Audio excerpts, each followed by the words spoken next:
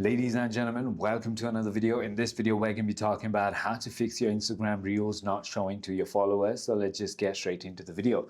The first you want to do is check your account's privacy. So simply go ahead and open your Instagram application.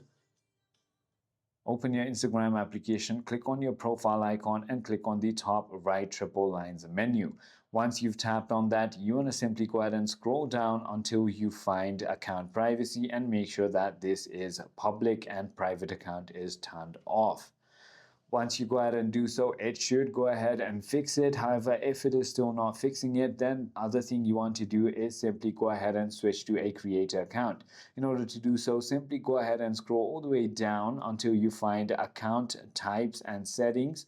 Mine is already a creator account, so it's on creator right over here, but you can simply go ahead and switch account type, switch to creator account from here.